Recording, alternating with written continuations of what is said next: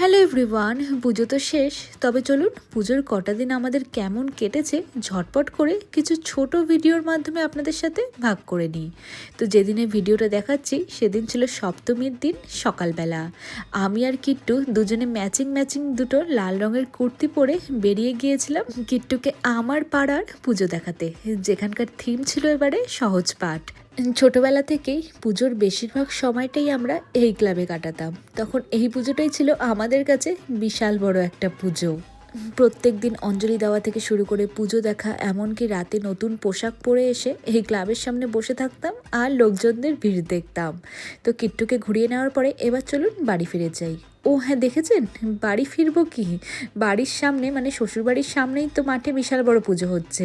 তো মেয়ে আবার সেই ঠাকুরও দেখবে।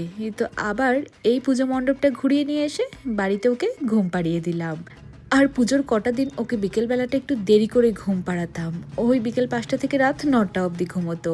তো কিট্টুকে ঘুম পাড়িয়ে দিয়ে মা যেহেতু ঠিক করেছিল এবছর ঠাকুর দেখবে না, কিন্তু পাড়ায় নিজের বান্ধবীর বাড়ি তো যেতেই পারে, একটু তো মন ভালো থাকবে বাইরে বেরোলে। তো সেজন্যই মাকে বললাম একটু ঘুরে এসো। রাজি হয়ে গিয়েছিল, তবে আমি পৌঁছে দিয়ে এলাম।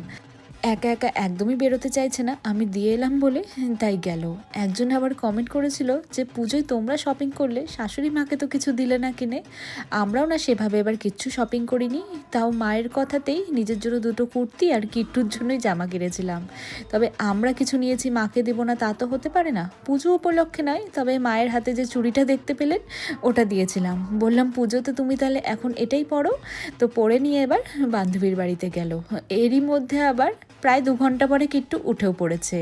তাহলে এবার চলুন আমরা রেডি হয়ে, ঘড়ির কাঁটা যখন রাত 10টা থেকে 10:30 বাজে, মানে ডিনার সেরে নিয়ে আমরা এখন বেরোবো ঠাকুর দেখতে।